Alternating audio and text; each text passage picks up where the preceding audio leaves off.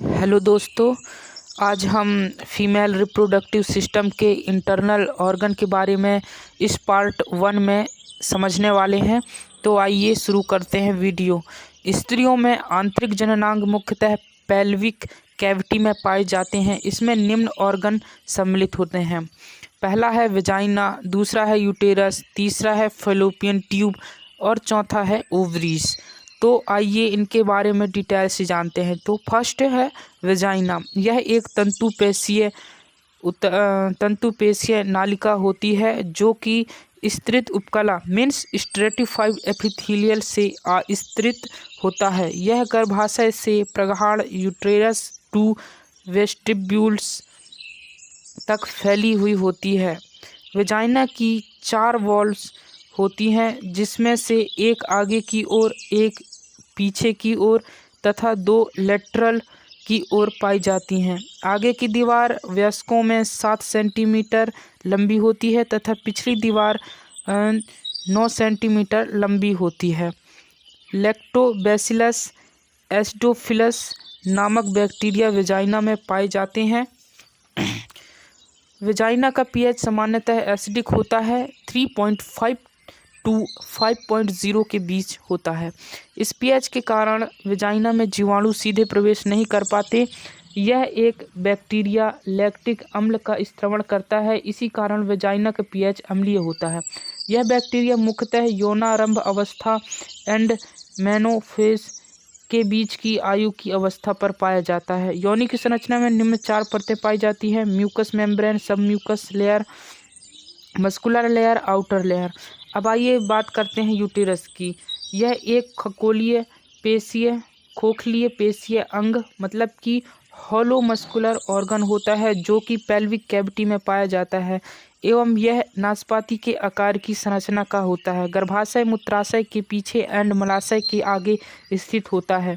इसका वजन वयस्कों में लगभग 50 टू 70 ग्राम तक का होता है। इसकी लंबाई लगभग 7 टू 8 सेंटीमीटर होता है। प्रेगनेंसी के टाइम गर्भाशय के आकार एंड वेट में वृद्धि हो जाती है, परंतु शिशु जन्म के पश्चात वह धीरे धीरे अपनी पहली जैसी स्थिति में आने लगता है। गर्भाशय के दौरान गर्भाशय का वेट 900 से 1000 ग्राम तक बढ़ जाता है।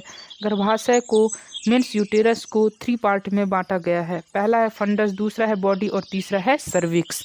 तो इसके बाद में आइए जान लेते हैं फैलोपियन ट्यूब के बारे में। फैलोपियन ट्यूब को यूटेराइन ट्यूब के नाम से भी जाना जाता है। यह संख्या में 2 होती है जो गर्भाशय के दोनों ओर बॉडी एंड फंडस के बीच में एक नली के रूप में होती हैं। यह लगभग 10 सेंटीमीटर लंबी होती हैं। फैलोपियन ट्यूब के मुख्यतः निम्न भाग होते हैं।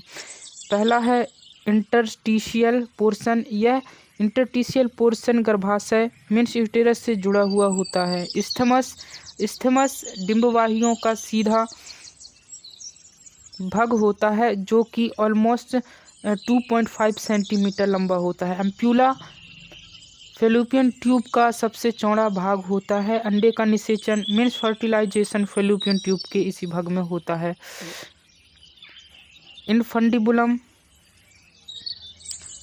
इनफंडिबुलम यह फैलोपियन ट्यूब का अंतिम भाग होता है जो कीप के समान संरचना का होता है। इसके अंतिम छोर पर तंतुनुमा प्रवर्ध पाए जाते हैं जिन्हें फाइब्रिया कहते हैं। इन झिल्लियों के मध्य एक छिद्र होता है जो ओस्टियम कहलाता है। स्ट्रक्चर फैलोपियन ट्यूब टिश्यू की निम्न लेयर से मिलकर बना होता है। पहला है आउटर लेयर, दूसरा है मिडिल लेयर, तीसरा है inner layer. Outer layer peritoneum की बनी होती है। मिडिल लेयर यह परत फैलोपियन ट्यूब की पेशीय परत होती है। इनर लेयर यह लेयर म्यूकस मेम्ब्रेन से बनी होती है तथा सिलिएटेड एपिथेलियम से आच्छादित होती है। इसके बाद में फंक्शन ऑफ फैलोपियन ट्यूब। इसका मुख्य कार्य एग और ओवम को यूटेरस में पहुंचाना होता है। ओवम का फर्टिलाइजेशन फैलोपियन ट्यूब के एम्प्यूला में होता है। अब आइए बात कर लेते हैं ओवरीज की। ओवरीज को स्त्री जनन ग्रंथियों के नाम से भी जाना जाता है। यह ग्रंथियां महिलाओं में एक जोड़ी पाई जाती है जो पेल्विस के पार्श्व भित्तियों की खात में स्थित होता है। यह ग्लैंड्स लगभग 3 सेंटीमीटर लंबी एंड 2 सेंटीमीटर चौड़ी एवं 1 सेंटीमीटर मोटी होती है। यह डिंब ग्रंथियां गर्भाशय के ऊपरी भाग को ओवरियन लिगामेंट के द्वारा जुड़ी रहती है एवं पीछे की ओर से यह ग्रंथियां ब्रॉड लिगामेंट के द्वारा जुड़ी रहती है। इसका स्ट्रक्चर ओवरीज में मुख्यतः निम्न भाग पाए जाते हैं: कॉर्टेक्स और मेड्यूला। ओवरीज का कॉर्टेक्स भाग मोटा होता है जो कि कनेक्टिव टिश्यू के द्वारा बना होता है। कॉर्टेक्स के थ्रू ही ओवरीज का मेड्यूला पोर्शन घिरा होता है। इसके बाद में यह यौवन आरंभ अवस्था मतलब प्यूबर्टी से पहले इमेच्योरिटी फेस में होते हैं, क्योंकि यौनारंभ अवस्था से पूर्व डिंब वाहिनी ग्रंथियां सक्रिय नहीं होती।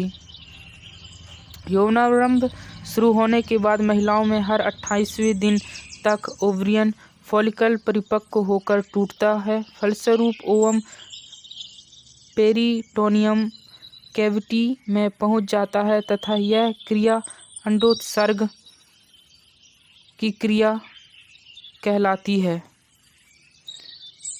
यह अंडोत्सर्ग की क्रिया रज चक्र के 14वें डे में ही कंप्लीट हो जाती है। ओवरीज के फंक्शन: ओवरीज के द्वारा ही अंडों का निर्माण होता है, जिसके परिणाम स्वरूप अंडे का पूर्ण विकास होने के पश्चात इसे मुक्त कर दिया जाता है। ओवरीज में ग्राफियन फॉलिकल्स नामक रचना पाई जाती है, जिसके द्वारा एस्ट्रोजन नामक हार्मोन का स्त्रावण होता है। ओवरीज में कॉर्पस ल्यूटियम नामक ग्रंथियां पाई जाती हैं, इसके द्वारा प्रोजेस्टेरॉन हार्मोन का स्त्रावण होता है। तो चलिए, आज हमने फीमेल रिप्रोडक्टिव सिस्टम के इंटरनल ऑर्गन के बारे में जाना। नेक्स्ट वीडियो में पार्ट 2 में हम एक्सटर्नल ऑर्गन के बारे में हम अच्छे से डिटेल में पढ़ेंगे। अगर यह वीडियो आपको पसंद आया हो तो प्लीज़ मुझे सपोर्ट करें, मेरे चैनल को सब्सक्राइब करें, लाइक करें, और कुछ प्रॉब्लम्स हो या फिर कुछ आपको इस वीडियो के द्वारा कुछ कहना हो तो प्लीज़ कमेंट करके ज़रूर बता दें।